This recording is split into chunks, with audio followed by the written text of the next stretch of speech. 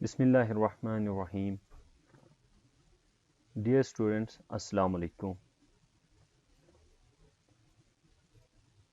जैसे कि आपको इल्म है कि प्रिंसिपल ऑफ माइक्रो इकोनॉमिक्स के नाम से हमारा लेक्चर का जो सिलसिला चल रहा है उसका ये सेकंड लेक्चर है। फर्स्ट लेक्चर में हमने यूटिलिटी, टाइप ऑफ यूटिलिटीज़ और मार्शलियन लॉज जो है हमने डिस्कस की थी,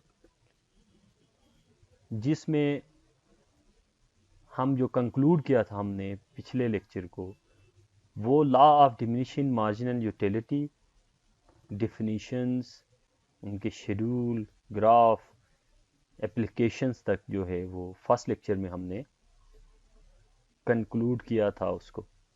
आज का लेक्चर हम स्टार्ट कर रहे हैं जिसको गॉसन सेकंड लॉ भी कहते हैं, law of equi marginal utility, या इसको हम कहेंगे law of equal marginal utility. इसमें हम consumer equilibrium under Marshallian analysis जो है उसको समझने की कोशिश करेंगे। आपके सामने स्क्रीन पे जो नज़र आ रहा है, law of equal marginal utility, consumers equilibrium under Marshallian analysis, also called Gossen second law. इसको स्टार्ट करने से पहले हम इसकी डिफिनीशन की तरफ जाएंगे कि law of equi marginal utility की डिफिनीशन क्या है। Law of equal marginal utility या law of equi marginal utility, जिसको हम गॉसन सेकंड लॉ कहते हैं, डिफिनीशन जो है इस लॉ की वो है, in law of equal marginal utility explain how consumer is maximize his satisfaction by allocating his income, इसको हम कह सकते हैं his limited income with different commodities at various prices। यहाँ पे हमने एक दो चीज़ें जो ऐड करनी है, जो कि law of diminishing marginal utility के अंदर ये शामिल नहीं थे।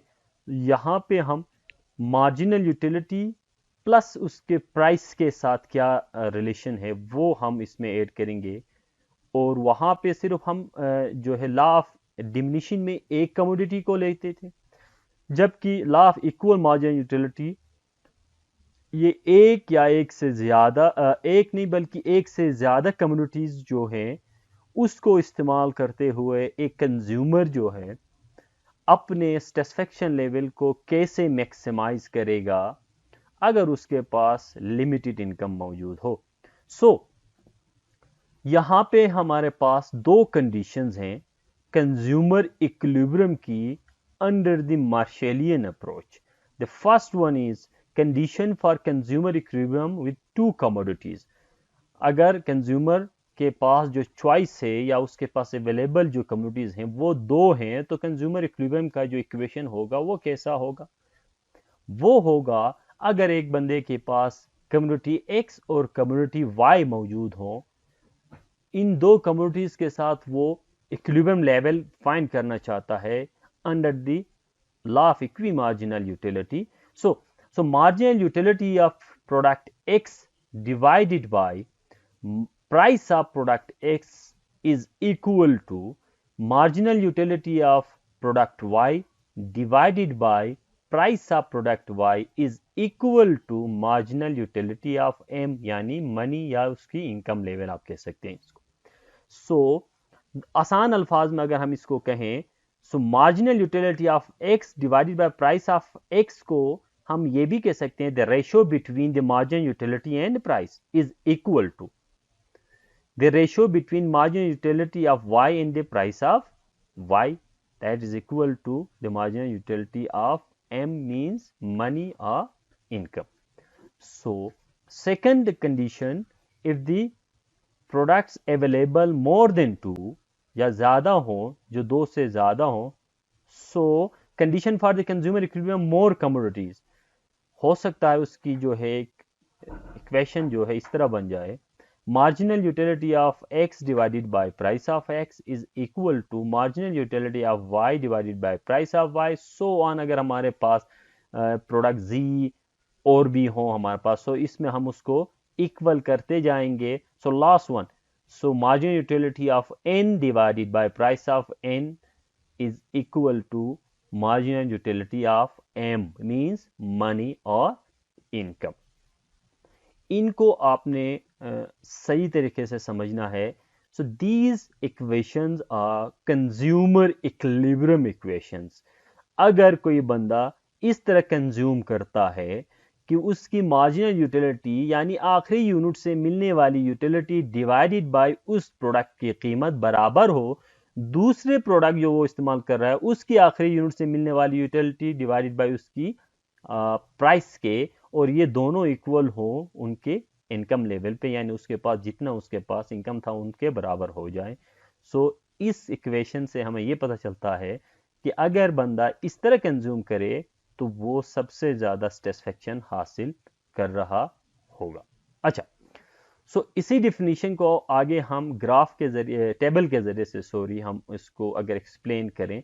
सो condition for consumer equilibrium, so ये जो कंडीशन है वो कंज्यूमर इक्विलिब्रियम के लिए, और ये जो हमने टेबल बनाया है ये सिर्फ 2 प्रोडक्ट्स के लिए बनाया। फर्ज कर लें इस कंज्यूमर के पास जो है एप्पल और बनानाज उसके पास मौजूद हो। सो इस लॉ को एप्लीकेबल बनाने के लिए हमारे पास कुछ कंडीशंस की ज़रूरत है। सो वो कंडीशन सबसे पहला, फर्ज कर लें कि हम अगर 2 प्रोडक्ट्स की बात करते हैं तो assumption should be there are 2 products, 2 products होंगे यहाँ पे। उसकी इनकम लेवल जो है वो कांस्टेंट है during the consumption of the products, ये जो उसके प्रोडक्ट्स हैं उसके कंजम्पशन के दौरान जो है उसके पास जो इनकम लेवल है वो चेंज नहीं हो रही है, वो कांस्टेंट है। अच्छा, कीमत जो है वो ऑलरेडी डिफाइंड होगा प्रोडक्ट ए का भी और प्रोडक्ट बी का भी। ड्यूरिंग जो है कंजम्पशन उस चीज़ों की कीमत जो है वो चेंज नहीं होगी, यानी वो पहला यूनिट जो कंज्यूम कर रहा है उस वक्त जो उस प्रोडक्ट की प्राइस है वहीं आखिरी यूनिट तक वो प्राइस सेम रहेगी, उसकी प्राइस चेंज नहीं हो सकती है। अच्छा, तो इन कंडीशंस के होते हुए एक कंज्यूमर अपने पास अवेलेबल इनकम को ऐसे कंज्यूम करे, इस तरह खर्च करे जो कि उसकी सेटिस्फेक्शन लेवल सबसे ज्यादा हो। सो इस टेबल के मुताबिक अगर हम देखें, जैसे कि आपको यहाँ पे राइट साइड पे आपको नजर आ रहा है, फर्ज कर लें अगर वो बंदा एप्पल को कंज्यूम कर रहा है तो एक एप्पल की कीमत जो है यहाँ पे हमने अज्यूम की है कि 5 है, तो Apple rate of Apple is 5। सो इसी तरह देखें बनाना अगर वो कंज्यूम कर रहा है तो रेट ऑफ बनाना जो है उसके पास जो है वो 3 है, यानी 3 रुपए में एक बनाना उसे मिल रही है। अब उसके पास 30 रुपए, हमने पहले कहा था कि फर्ज कर लें इसके पास, यहाँ पे आपके टेबल के आपने बिल्कुल नीचे देखा है कि उसके पास जो है 30 रुपए हैं। अब इसने इस 30 रुपए को खर्च ऐसे करना है कि उसकी सेटिस्फेक्शन लेवल जो है वो सबसे ज्यादा हो जाए। अच्छा, according to law of equal marginal utility, statement of the law of equal marginal utility says if a person consumes this limited income, जैसे कि इस टेबल में उसके पास 30 रुपए हैं, इन 30 रुपयों को वो ऐसे खर्च करे, इन 30 रुपयों को वो ऐसे खर्च करे कि दोनों यूनिट से मिलने वाली यूटिलिटी डिवाइडेड बाय उसकी प्राइस जो है अगर हम निकालें तो वो बराबर हो जाए। मैं अभी इस टेबल को थोड़ा सा एक्सप्लेन कर रहा हूं। फर्ज कर लें कि एक बंदा जो है एप्पल का 1 यूनिट इस्तेमाल करता है, तो उसे जो मार्जिन यूटिलिटी एप्पल से मिल रही है फर्स्ट यूनिट में वो है 60, उसे 60 यूनिट मार्जिनल यूटिलिटी मिल रही है। इसी तरह दूसरा यूनिट वो इस्तेमाल कर रहा है तो उसकी मार्जिनल यूटिलिटी दूसरे यूनिट से उसे मिल रही है वो है 48।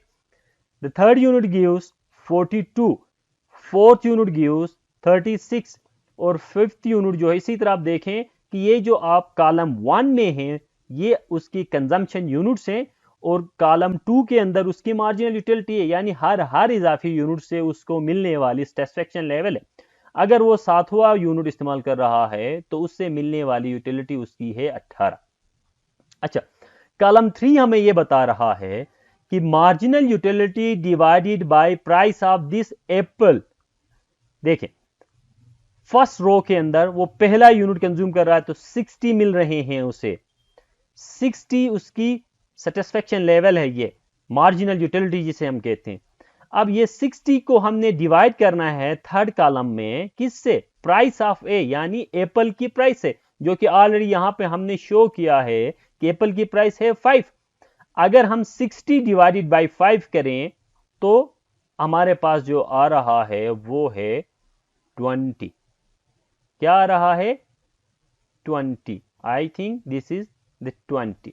आप यूं दोबारा भी कर सकते हैं, 60 डिवाइडेड बाय 5 इसने किया है, यहां पर आ रहा है 20। अच्छा, दूसरा देखें,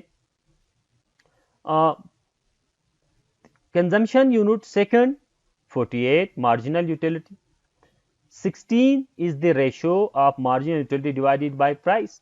सो मतलब यह है कि 48 divided by this one, 48 divided by 5, अगर मैं गलत नहीं हो रहा हूं तो 48 डिवाइडेड बाय 5, नो, इस 48 डिवाइडेड बाय आई थिंक 3 इन्होंने यहां पे किया। This is for product B.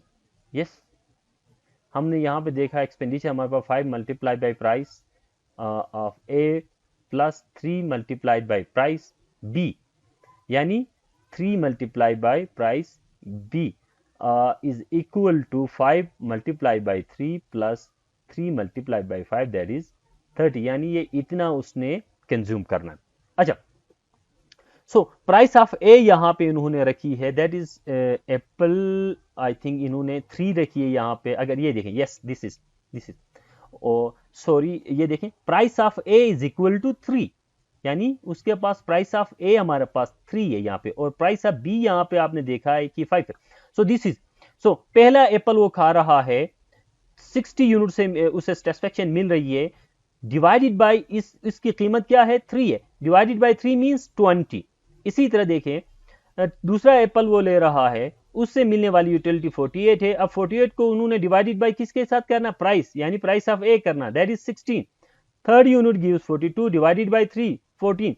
So this third column is basically marginal utility, ये जो है marginal utility divided by ये price है। So marginal utility divided by price करें, पहले में हम 60 divided by 3 20, दूसरे में 48 divided by 3 16, 42 divided by 3 14, 36 divided by 3 12, 30 divided by 3 10, 24 divided by 3 8, 18 divided by 3 6। सो ये जो थर्ड कॉलम हमारे पास आ रहा है वो marginal utility of A divided by price of A से आ रहा है। अच्छा, इसी तरह अगर हम देखें बनाना बी से, प्रोडक्ट बी की अगर बात कर लें, सो बनाना 1 2 3 4 ये यूनिट ऑफ बनाना है जो उसने कंज्यूम करने हैं, उनसे मिलने वाली यूटिलिटी है जो पहले से उसे 60, दूसरे से उसे 55 मिल रहा है बनाना से, तीसरे बनाना से 50 मिल रहा है, चौथे बनाना से उसे 45 मिल रहा है, फिफ्थ 46, 35 एंड 7 20। अब हमने जो ये कॉलम बनानी है, that is our sixth column, जो अगर देखें तो ये सिक्स्थ कॉलम हमने बनानी है, फिफ्थ कॉलम यानी marginal utility of B divided by price of B which is 5। So 60 divided by 5 12, 55 divided by 5 11, 50 divided by 5 10, 45 divided by 5 9, 40 divided by 5 8, 35 divide so on. So इस तरह हमने ये हमारे पास कॉलम आ रहा है। अच्छा, अब हमने जो कंज्यूमर इक्विलिब्रियम की जो कंडीशन जो है वो आपके सबसे ऊपर यहां पे नजर आ रहा है। अगर हम दो चीजें ऐसे कंज्यूम करें कि मार्जिनल यूटिलिटी ऑफ एक्स, यानी अगर हम एक्स यहां पे ए लेते हैं, is equal to marginal utility of Y divided by price of Y is equal to marginal utility of M, अगर हम कर लें, सो इस कंडीशन को ध्यान में रखते हुए अगर हम कंजम्पशन करें तो इस कंडीशन में जो फिट आएगा वहां पे हमारी टोटल यूटिलिटी सबसे ज्यादा हो सकती है। सो उसके लिए सबसे पहले देखें, marginal utility of X divide by price of X, इसको अगर हम दूसरे उसमें करें, marginal utility of A divide by price of A, वो अगर हम यहां पे थर्ड कॉलम के अंदर रेड जो है 10, this is the red colour shows 10, यानी फिफ्थ यूनिट वो यूज कर रहा है किसका, प्रोडक्ट ए का, तो उसकी marginal utility divided by price जो बनती है वो 10 बनती है।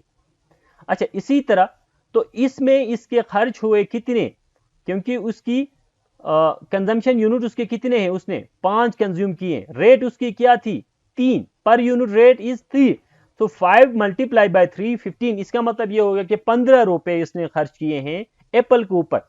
तो जब वो 15 रुपए खर्च करता है तो वो ये वाला जो कॉलम आपको नजर, ये जो रो नजर आ रहा है, वो यहां तक एप्पल को कंज्यूम कर सकता है। 15 रुपए में अगर वो एप्पल खाएगा तो हर एप्पल की कीमत 3 रुपए है, तो वो 15 रुपए में 5 एप्पल खाएगा, और 5 एप्पल खाएगा तो उससे margin utility of Apple divided by price of Apple करेंगे तो वो आ जाएगा 10।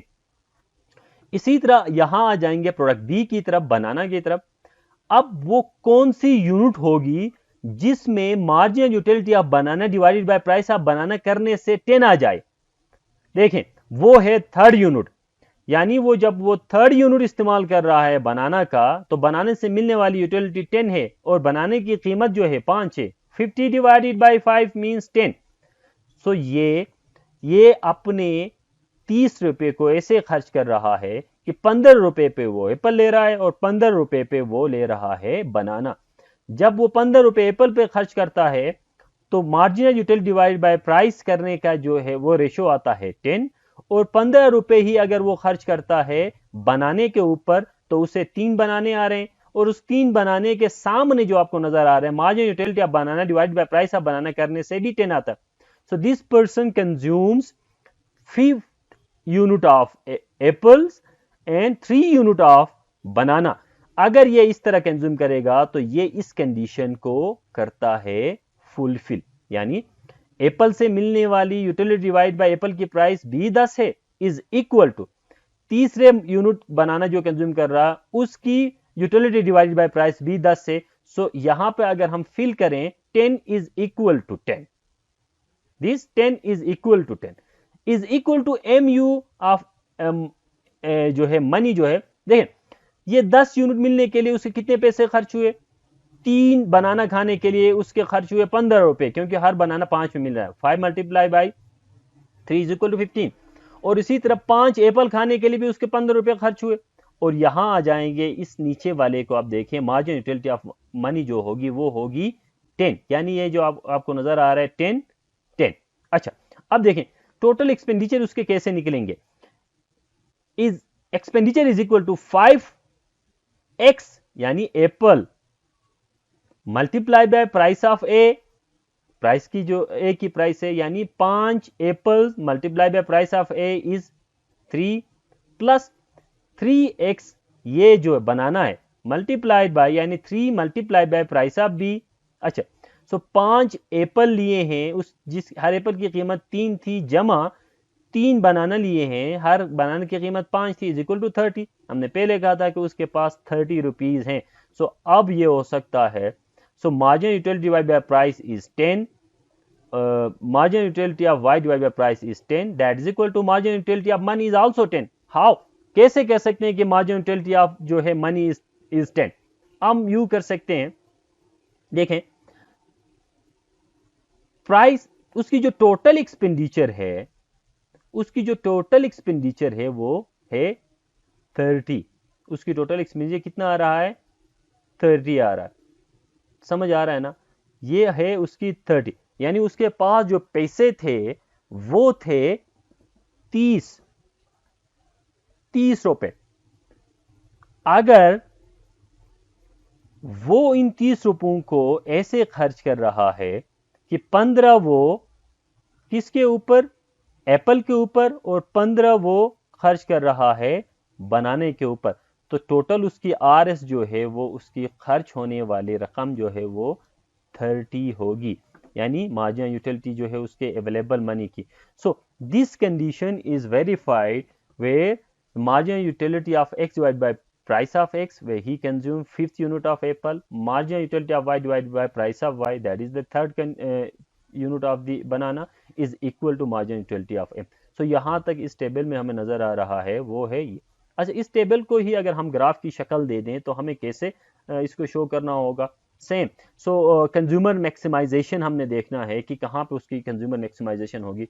हमने ऑलरेडी कहा था कि वो एप्पल कंज्यूम कर रहा है 5, एप्पल कंज्यूम कर रहा है वो 5 यहां पे, और उसकी मार्जिनल यूटिलिटी ऑफ एप्पल जो है वो आपकी डाउनवर्ड स्लोप, ये मार्जिनल यूटिलिटी ऑफ एप्पल का ग्राफ है। और इस साइड पे आपने देखा होगा, so this is the marginal utility of banana. Fifth unit of Apple के ऊपर उसे मार्जिनल यूटिलिटी और प्राइस का रेशियो 10 है, और थर्ड यूनिट ऑफ बनाने के ऊपर भी उसकी marginal rate utility of banana divided by price भी 10 है। सो इस तीसरे यूनिट के ऊपर उसे 10 मार्जिनल यूटिलिटी और प्राइस का रेशियो आ रहा है, और फिफ्थ यूनिट ऑफ एप्पल के ऊपर भी उसे 10 रेशियो आ रहा है मार्जिनल यूटिलिटी। सो इस लाइन को हम कह सकते हैं इक्वी मार्जिनल यूटिलिटी लाइन। यहां पे जो आपको लाइन नजर आ जाएगा, फिफ्थ यूनिट के ऊपर भी 10, बनाने के थर्ड यूनिट के ऊपर भी 10। सो इस लाइन को हम कहेंगे इक्वी मार्जिनल यूटिलिटी लाइन। सो अगर ये कंज्यूमर अपने प्रोडक्ट्स को, जो अवेलेबल प्रोडक्ट्स हैं, उनको ऐसे कंज्यूम करे कि दोनों से प्रोडक्ट से मिलने वाली रेशियो जो है marginal utility divided by price of A और marginal utility of B divided by price of B बराबर आ जाएं, सो इसको हम कहते हैं इक्वी मार्जिनल यूटिलिटी, या इसको हम इक्विलिब्रियम मार्जिनल यूटिलिटी कहेंगे, because the marginal utility and the price of A is equal to marginal utility and the price of B. इसलिए इक्वल होने से इसका नाम पड़ा है that is equal marginal, law of equal marginal utility. अच्छा, सो यहां तक जो था law of equi marginal utility की डिफिनीशन, एक्सप्लेनेशन और कैसे ग्राफ हम बनाते हैं। तो अगला जो स्टेप हमारे पास होगा दैट इज द क्रिटिकल, या क्रिटिक्स जो हैं इस लॉ के ऊपर वो क्या है, या इसके ऊपर तनकीद जो है की गई है जो मार्शेलियन लॉज के ऊपर वो क्या है। सो क्रिटिक्स जो है वो तकरीबन आपके सामने नजर आ रहे हैं, दैट इज 6 पॉइंट्स, 1 2 3 4 5 एंड 6। तो सबसे पहला क्रिटिसिज्म जो है जो कार्डिनल यूटिलिटी के ऊपर की गई है वो ये है कि utility is not cardinally measurable. ये जो है ये जो मॉडर्न इकोनॉमिस्ट थे उन्होंने मार्शेलियन अप्रोचेस के ऊपर ये तनकीद किया था कि यूटिलिटी जो है वो नंबर्स में मेजर नहीं हो सकती, क्योंकि यूटिलिटी बाय नेचर एक क्वालिटी है, यूटिलिटी एक क्वांटिटी नहीं है। सो हम किसी के सेटिस्फेक्शन लेवल्स को नंबर में काउंट नहीं कर सकते। पॉसिबल नहीं है कि यूटिलिटी जो सेटिस्फेक्शन लेवल वो नंबर्स में काउंट किए जाए। लेकिन इस लॉ में, मार्शेलियन लॉ में, ये एक फ्लॉ पाया जाता है कि यहाँ पे कंसीडर किया गया है कि यूटिलिटी नंबर्स में मेजर हो सकती है। सो ये तनकीद इस लॉ के ऊपर है कि ये नंबर्स में मेजर नहीं हो सकती। अच्छा, इसी तरह सेकंड जो है margin utility of money is not constant. अच्छा, इस लॉ के अंदर law of diminishing margin utility में भी और law of equi margin utility दोनों में आपने देखा कि हमने मनी की जो मार्जिनल यूटिलिटी है, यानी पहले मनी की जो यूनिट, फर्स्ट फिर सेकंड मनी फिर थर्ड मनी जो है 1 रुपये 2 रुपये 3 रुपये की तरफ जाते हैं, तो उनकी भी एक मार्जिन यूटिलिटी वो डिमिनिश होती जाती है। लेकिन इस लॉ के में इसको कांस्टेंट रखा गया है, जो कि हकीकत में पॉसिबल नहीं हो सकता। यानी कंजम्पशन करते हुए हम मनी के मार्जिन यूटिलिटी को हम रियल में, हकीकत में उसको हम कांस्टेंट नहीं रख सकते। तीसरा जो तनकीद है वो है inadequacy of methods of these cardinal approaches, या इसके जो मेथड इस्तेमाल किए हैं इस लॉ के अंदर, इनकी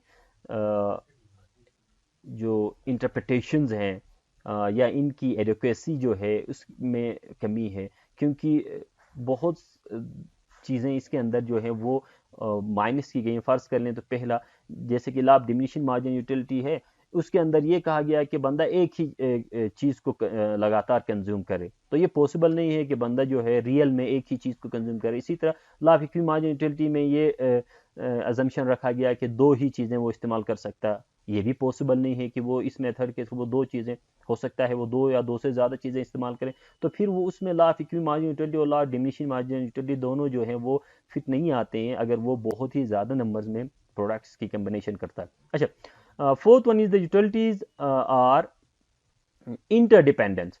सो ये एक बड़ी चीज़ है। यहाँ पे जिस लॉ के अंदर हमने देखा है, law of equity marginal utility में हमने एप्पल की जो मार्जिनल यूटिलिटी है और बनाना की मार्जिनल यूटिलिटी को एक दूसरे से बिल्कुल अलग रखा गया। हालांकि ऐसा नहीं है कि अगर वो बंदा एप्पल कंज्यूम कर रहा है तो एप्पल से मिलने वाली यूटिलिटी जो है वो डिपेंड करता है या उस वो इंटरेक्ट करता है आपके बनाने की यूटिलिटी के ऊपर। फॉर एग्जांपल वो एप्पल खा रहा है तो उसका जो है वो भूख मिटेगा, तो वो बनाने की तरफ जाएगा तो दोबारा भूख जो है वो जीरो से स्टार्ट नहीं होगा। So utility from the product A is depends on utility from product B. So एक दूसरे के ऊपर डिपेंड करते हैं, लेकिन इस लॉ के अंदर इन दोनों को इंटरडिपेंडेंट रखा गया, दोनों को एक साथ नहीं रखा गया। सो दिस इज जो है इसको देखने वाली बात है।